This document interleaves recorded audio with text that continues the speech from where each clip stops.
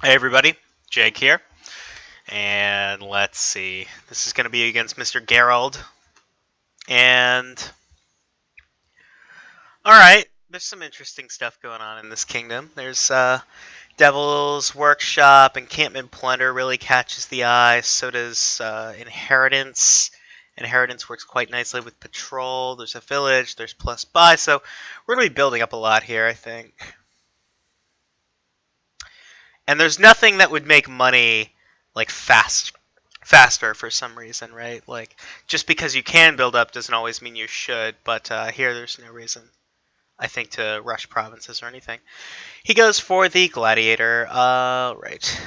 And I'd like to start out with a Devil's Workshop, I think.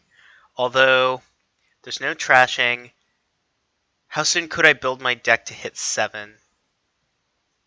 It seems hard to do, right? But the gladiator seems fine. It could be a gold if you're lucky. But the Devil's Workshop is going to be gaining you a bunch of cards that I think you won in the deck anyway. So let's, I don't think I'm going to get to be able to spike an early inheritance no matter what I do. So let's just build the deck in a way that makes sense to me, just in terms of getting a bunch of cards in it that I want.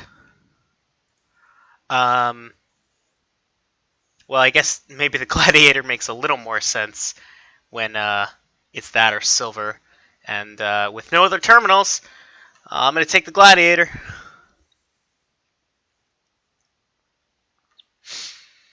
Okay, and he gets a gold, and I'm going to follow suit. The gold is going to be good for spiking inheritance. We'll get there. What's my inheritance target? That's an interesting question. Probably Workers' Village, I want to say. That seems like a pretty good inheritance target. The gold is also going to be good for encampments later. So he showed one estate earlier. Let's see if I can this off. Okay, so I got my gladiator off, which is pretty lucky. What am I doing with that? Am I taking an embassy? Am I taking a council room? Or am I taking a patrol? I like the patrol, I think.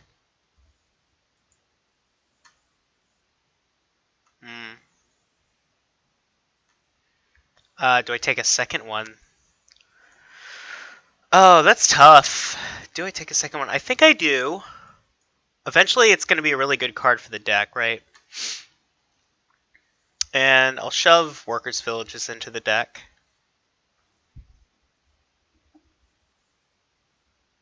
Hopefully the patrol is going to help me spike inheritance too.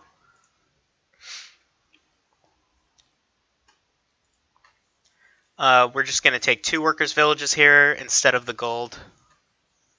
I think it's pretty important to have those so that I can be drawing non-terminally with my patrols, hopefully getting inheritance.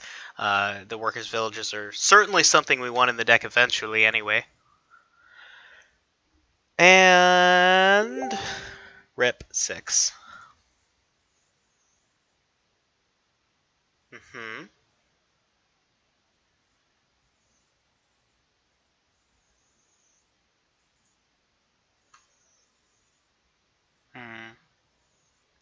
So I can gain a gold in a Workers' Village here. I could gain a gold in an encampment. I kind of like taking gold encampment. Let's do that.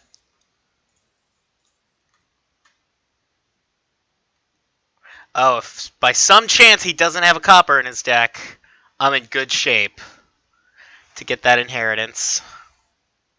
Yeah, well, he did take the extra gold, so. He inherited an encampment.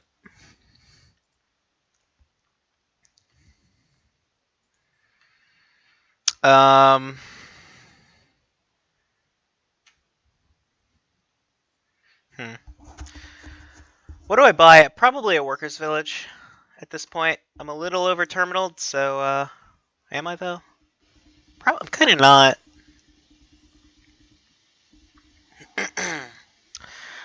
All right. So I definitely want to get my. I think I should get the inheritance to shuffle. That shouldn't be a problem. Well,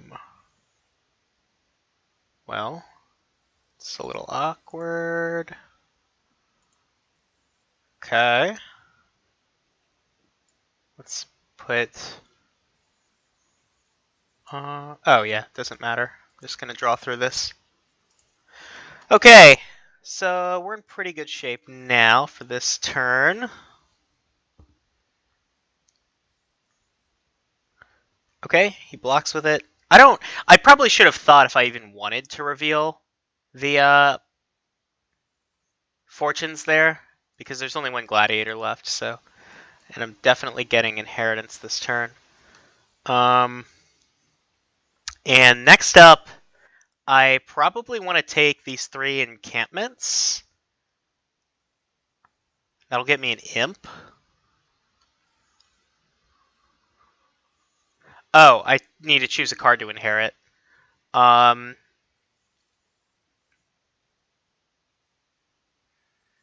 inherit workers' villages, then I can start slamming patrols and encampments. Yeah, let's do that. I like that.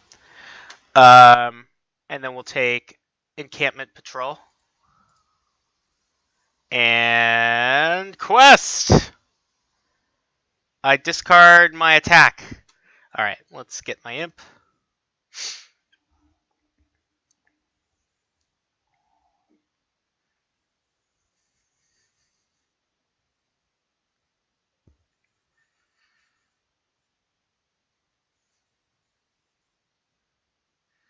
Okay, don't have it. So he might get a fortune this turn, I'd say. But then I should be able to get a fortune this turn as well, right?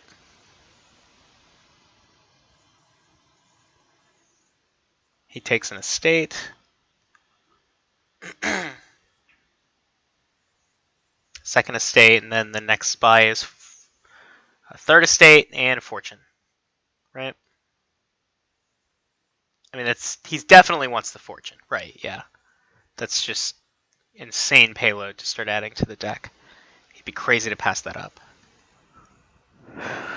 Okay, imp estate, and that's kind of sad. Oh well. At least we do hit fortune, so get our encampment over here. Sad. Oh well. I guess we play the encampment first and just pray that we find a gold.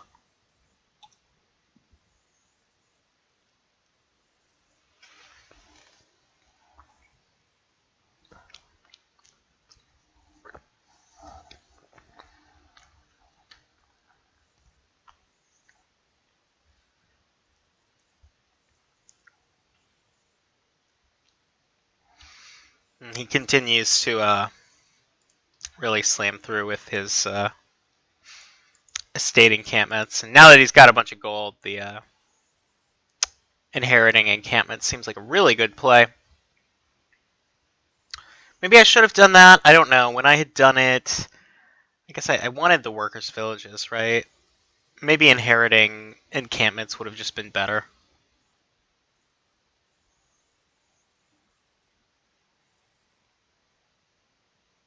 Would have probably saved my last turn if that estate had been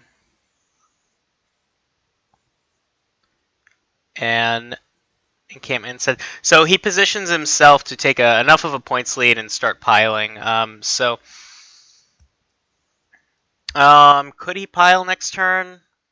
Yes, he could, because workers' villages are gone, and he added 3 buys to his deck. So he could he's positioned pretty well to end the game on a pile out next turn. Really. Okay, so... Well, I guess there was no gold in the deck, so that makes sense that I didn't draw any. It doesn't matter. I don't think I can do a whole lot about it. I don't have the payload, really, to threaten that very much.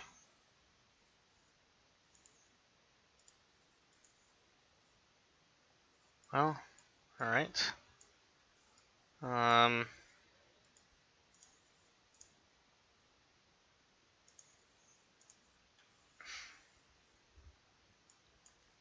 Give an imp in hand. There we go. Small victories. Probably get these buys. Okay. So we're not in great shape here. I can't take a lead. Can I? I could take a lead. I could triple province, and that would put me up 3 points. And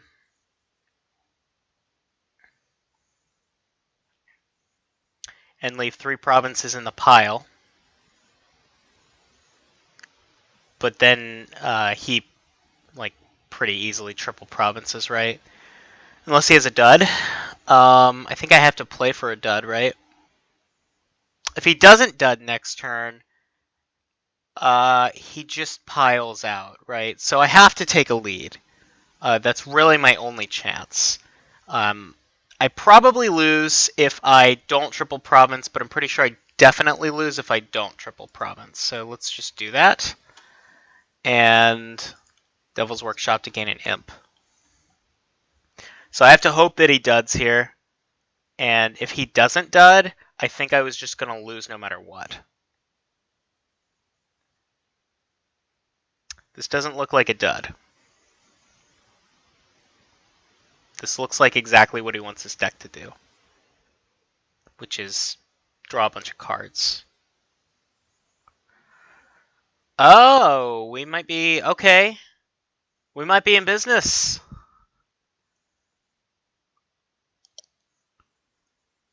We might be doing okay here.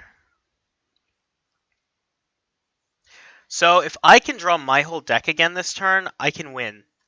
We'll see. Okay, didn't happen. Aw, so close. That would have been an epic win, wouldn't it have? So I can double province. And what does that do for me? Double province gets me to 33, which is not...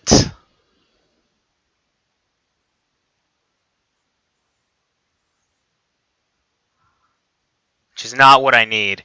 There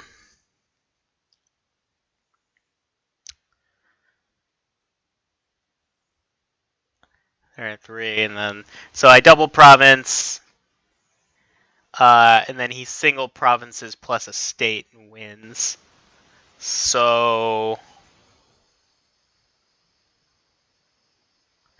I should probably take province and double estate, or province, duchy, estate. I think province, duchy, estate is the only thing I could do. He saw his fortune already this shuffle, so there's a decent chance that he won't see it again this time. And without his fortune, can he double province? Possibly, but I don't think he can triple. So maybe we triple duchy? I think we triple duchy. And hope that his deck kind of duds out again. Well, fortune's at the top of the shuffle here, so if he can draw any more cards, yeah.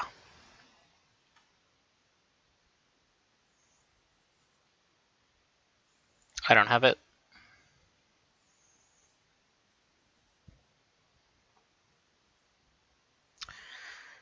Okay, so he's only got 2 buys. So what does he do? What do you do in his position?